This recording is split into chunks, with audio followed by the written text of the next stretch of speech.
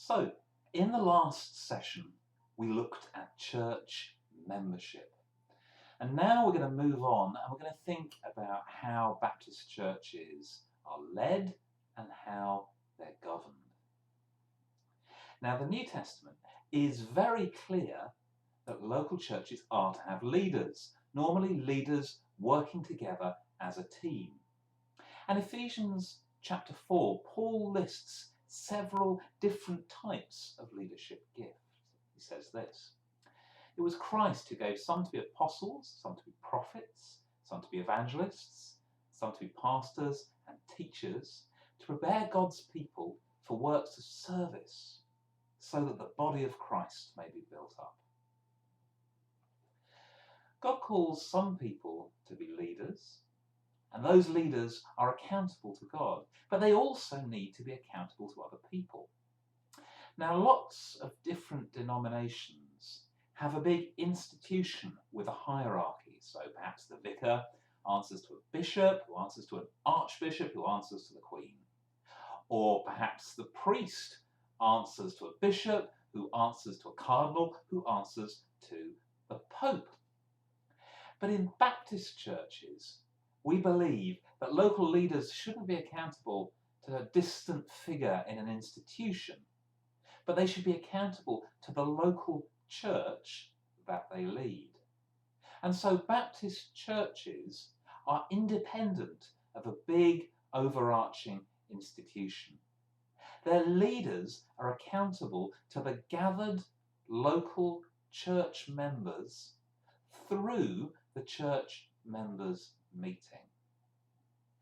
So that doesn't mean that the church leader is accountable individually to each of the members, but is accountable to the body of the church members as they meet together. So big decisions are made at church members' meeting by prayer, by discussion, and then by voting. But by voting, that doesn't mean to say that the church is meant to be a democracy. The church meeting comes together and together seeks to try and explore and understand and work out what God's will is. And voting is simply the way that we find out what members believe is God's will. The attitude of leaders and of members at church members' meeting is not, how can I push through my will and get my way? But our attitude should be to speak and to listen to each other and together to wrestle together to discern and understand what God's will is. And that's why Baptist churches don't often allow votes for people who are not actually present during the discussion and prayer before the vote is taken. So Baptist churches are independent of a big denomination, but most Baptist churches relate together with other Baptist churches in order to support and encourage each other. So in this area, we interact with other local Baptist churches as part of the Northern Baptist Association, or the NBA. And all of the different regional associations come together to form the Baptist Union of Great Britain, the BU. So we're not accountable to the NBA or the BU, but they are there to help us support and serve and worship together.